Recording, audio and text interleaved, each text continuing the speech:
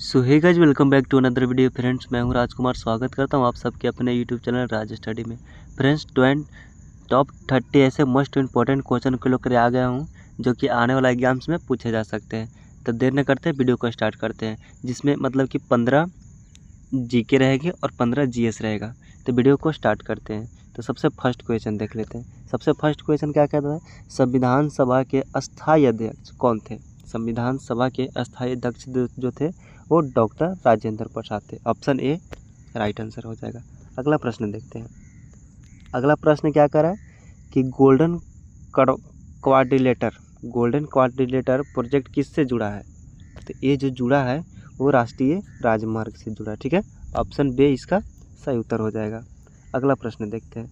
अगला प्रश्न क्या कर रहा है?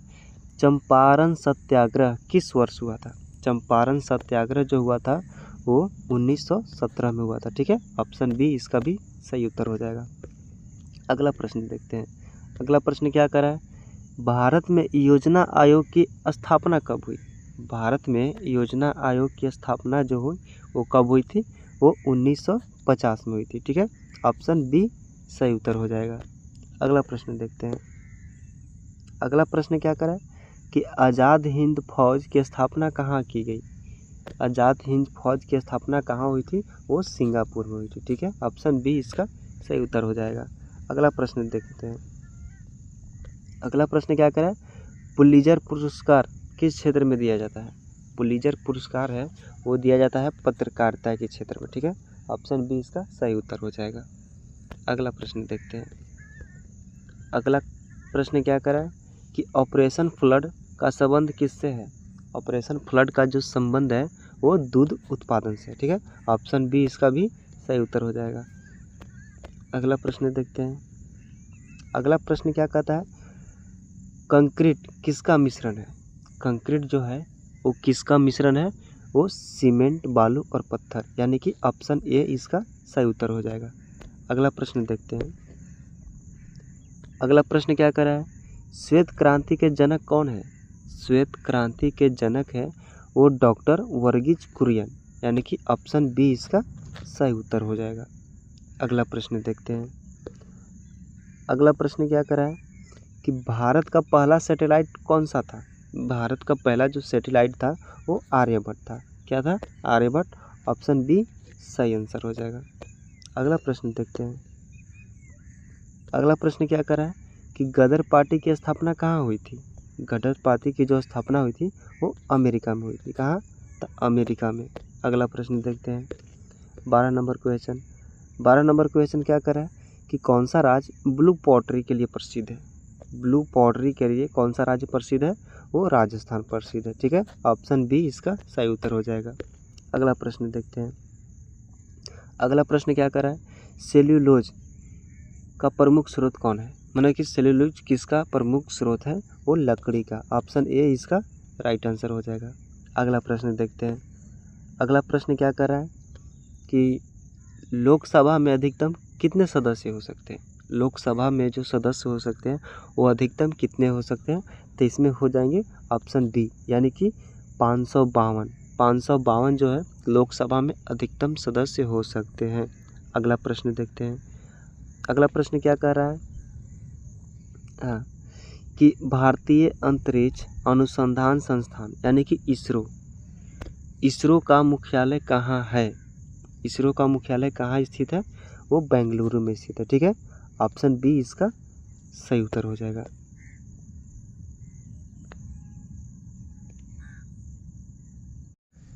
तो दोस्तों 15 हमने जीके का क्वेश्चन देख लिया है। अब 15 जीएस का क्वेश्चन देखते हैं, यानी कि जनरल साइंस का। तो इसमें भी देखते हैं क्या बोलता है।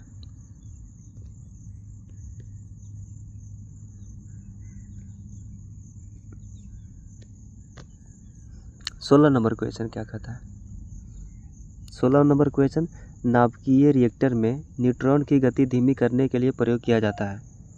तो इसका उत्तर हो जाएगा मॉडरेटर, यानी कि बी। नाभिकीय रिएक्टर में न्यूट्रॉन की गति धीमी करने के लिए प्रयोग किया जाता है वो मॉडरेटर का प्रयोग किया जाता है। अगला प्रश्न देखते हैं। अगला प्रश्न क्या कर रहा है?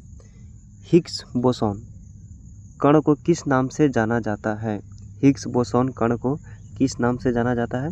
वो गॉड पार्टिकल नाम से जाना जाता है। ऑप्शन ए इसका सही उत्तर हो जाएगा। अगला प्रश्न देखते हैं। अगला प्रश्न क्या कर रहा है? रेडियो एक्टिविटी की खोज किसने की? तो रेडियो एक्टिविटी की खोज हेनरल बेकरल ने की थी। हेनरल बेकरल, ऑप्शन बी। अगला प्रश्न देखते हैं। अगला प्रश्न क्या कर रहा है? नाभिक का आवेश कैसा होता है? नाभिक में जो आवेश होता है, नाभिक पर जो आवेश होता है वो धनात्मक होता है। ठीक है, ऑप्शन बी। अगला प्रश्न देखते हैं। अगला प्रश्न क्या कर रहा है? पारे यानी कि मर्क्यूरी का रासायनिक प्रतीक क्या है? तो इसे Hg से संकेत किया जाता है। ठीक है, इसका संकेत Hg हो जाएगा पारे का। अगला प्रश्न देखते हैं। अगला प्रश्न क्या करता है? सुपरकंडक्टिविटी में प्रयोग किसका शून्य हो जाता है? सुपरकंडक्टिविटी में किसका प्रतिरोध शून्य हो जाता है? ठीक है, वो ठोस धातु का प्रतिरोध जो है शून्य हो जाता है। अगला प्रश्न देखते हैं। अगला प्रश्न क्या कर रहा है?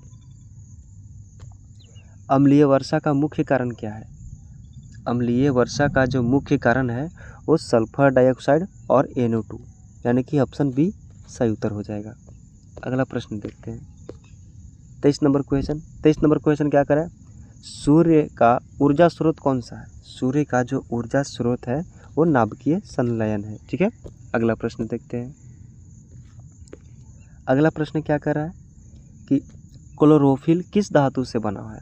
क्लोरोफिल जो है वो मैग्नीशियम से बना है, जो कि क्लोरोफिल हरे पत्ती में पाए जाते हैं। ठीक है, किसमें? पत्ती में पाए जाते हैं। अगला प्रश्न देखते हैं।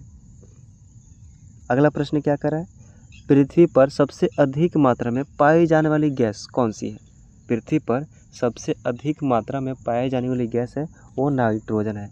इसे ऐसे भी कह सकते हैं कि वायुमंडल में पाई जाने वाली सबसे अधिक मात्रा में गैस है तो वो हो जाएगी नाइट्रोजन। ठीक है, अगला प्रश्न देखते हैं। अगला प्रश्न क्या कर रहा है? MRI में किसका प्रकाश तरंग का उपयोग होता है? MRI में किस प्रकार की तरंगों का उपयोग होता है? तो इसमें हो जाएगा रेडियो तरंग। ठीक है, रेडियो तरंग का प्रयोग होता है किसमें? MRI में। अगला प्रश्न देखते हैं। अगला प्रश्न क्या कर रहा है कि पानी में घुला ऑक्सीजन मापने के लिए किस यंत्र का उपयोग होता है?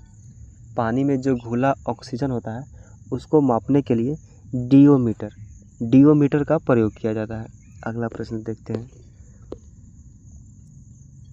अगला प्रश्न क्या कर रहा है? ओजोन का रासायनिक सूत्र क्या है? ओजोन का रासायनिक सूत्र क्या है? तो O3।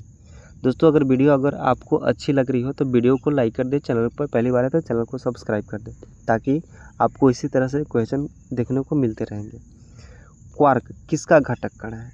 क्वार्क जो है वो न्यूट्रॉन और प्रोटॉन, यानी कि ऑप्शन ए इसका सही उत्तर हो जाएगा। और ये लास्ट हमारा 30 नंबर क्वेश्चन क्या कहता है?